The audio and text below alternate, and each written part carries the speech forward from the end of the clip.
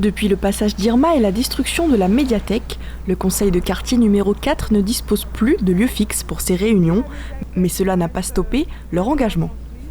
Et qu'on souhaite vraiment faire savoir, rappeler aux gens, surtout aux jeunes, que nous n'avons certes pas de bâtiment pour se rassembler, mais on peut faire des activités autres avec les associations autour et la volonté de tous.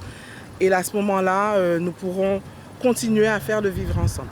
Pour sa deuxième mandature, Nadine Francis reste fidèle à sa mission, prôner le vivre ensemble et maintenir la dynamique locale. Les membres des conseils de quartier, on peut récolter les doléances.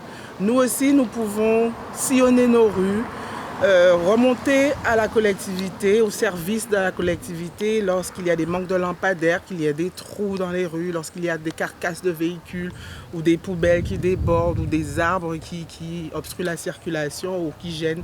Donc tout ce qui empêche ou qui gêne au quotidien des habitants.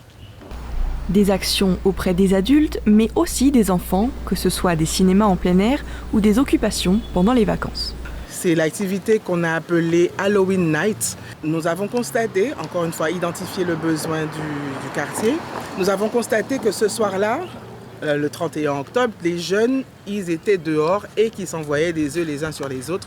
Donc après plusieurs enquêtes, on s'est rendu compte qu'il fallait les occuper. Ils avaient tous un vélo.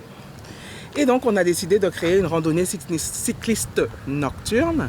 Et on s'est rendu compte que ça a pris une très belle ampleur. Même les parents qui au début ils disaient qu'ils ne voulaient pas que leur enfant soit tout le temps dehors, ben là ils ont même participé, quitte à marcher le long de la randonnée cycliste avec les enfants. Une aide précieuse pour la collectivité qui s'appuie désormais sur ces conseils pour améliorer le quotidien des habitants. Si on a mis plusieurs conseils de quartier, c'est pour que tout Saint-Martin soit représenté. Et nous, on leur a demandé de nous signaler tout ce que nous ne pourrions pas voir. Par exemple, je sais pas, il y a un gros trou sur la route et on passe pas par là parce qu'on n'habite pas dans ce coin-là. Ben, ce n'est pas que ça. Ça, c'est un détail un peu pratique, mais aussi de proposer des activités pour la population de leur quartier.